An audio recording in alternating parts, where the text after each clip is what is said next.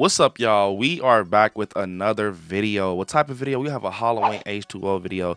This video is very interesting, but before we get started, definitely smash the like button because it definitely helps, and make sure you're subscribed to the channel.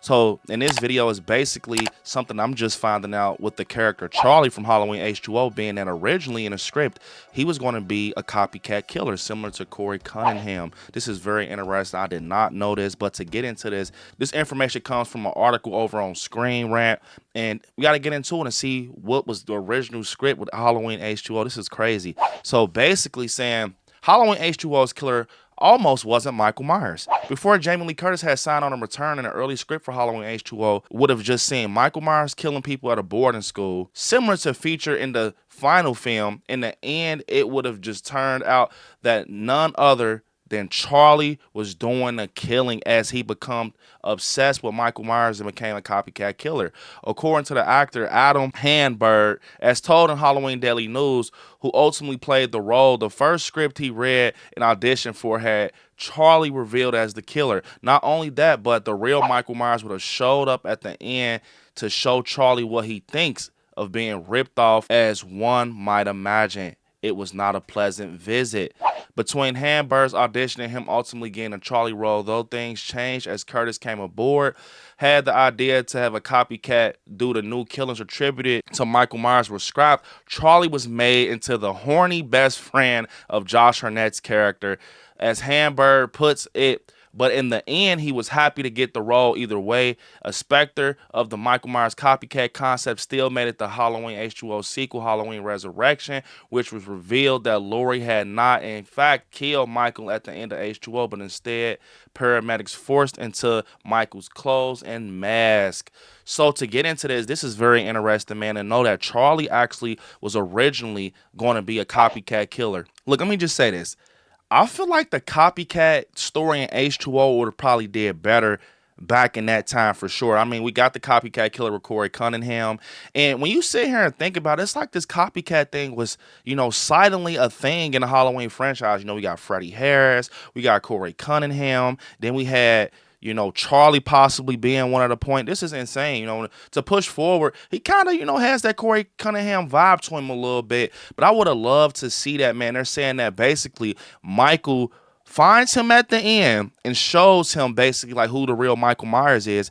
Sounded like Halloween Ends. You remember how the ending of Halloween Ends was with Corey Cunningham. And then basically when this all came about with Corey, it was crazy because he was a copycat killer, but it was almost like he was forced into being a killer. It wasn't like he was obsessed, how they said Charlie was in this script. So it seemed to be that in the original H2O script before Jamie Lee Curtis signed on, that Charlie was obsessed with Michael Myers, and he was, bunkies or whatever you want to call it with John's character. They were like, bunkies and everything at the school, and he just started wilding out, taking people out on the school premises and stuff like that. They're thinking that it's Michael and things like that, but to find out that Charlie actually was Michael Myers the whole time, similar to Corey Cunningham. That's how it was in Halloween Ends.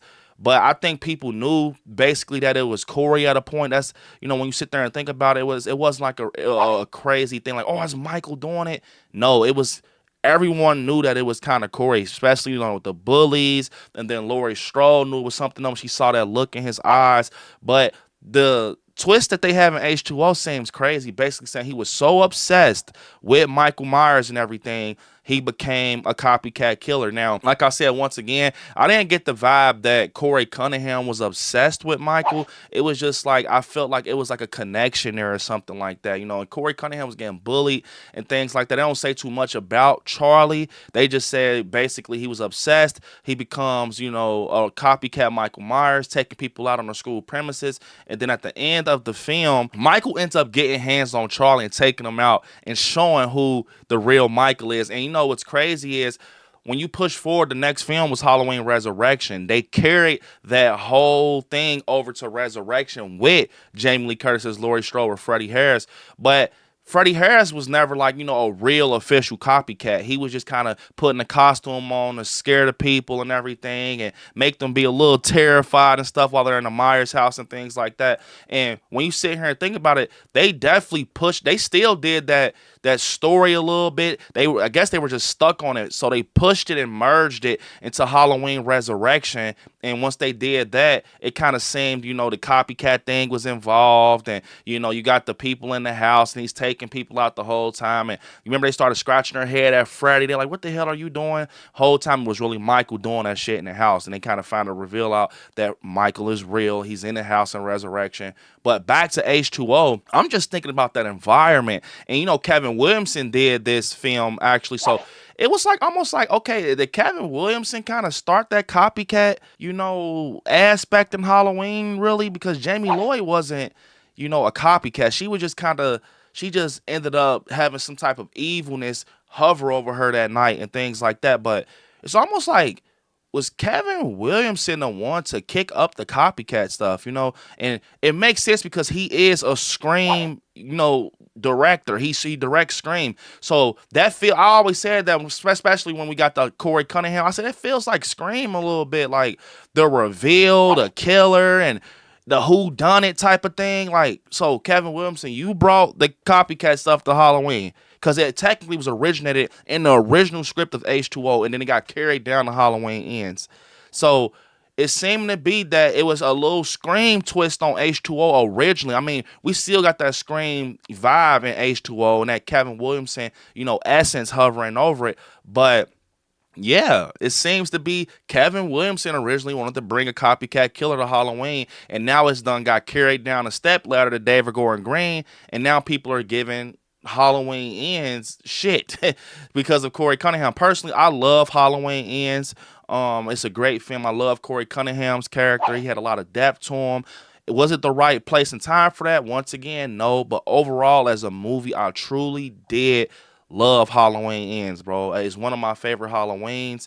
I enjoy it. It's a good movie. Love Rowan Campbell as Corey Cunningham once again. But pushing forward, I'm not blaming Kevin Williamson or anything, but I think it's just very wild that I'm just now finding that out. Like, he was the one who originated the copycat idea, because before that, we never had like a copycat thing going on. So the original place where it took place was in the original script of H2O, and then it started, you know, in Halloween Resurrection. And then, yeah, we get that little stuff going on in Halloween 4 with Loomis. He pulls the pistol out on the kids, pranking them with the Myers mask on, but that's not copycat. They're just pranking them. Freddy had the costume on trying to mimic and you know, be Michael in the house. He wasn't taking people out just for a good scare, but it seems that Charlie was literally wiping people out on the boarding school grounds, and you know, just taking out, you know, his friends and everything. And whole time they're thinking it's Michael Myers, but the reveal is he is the copycat. Charlie is the copycat.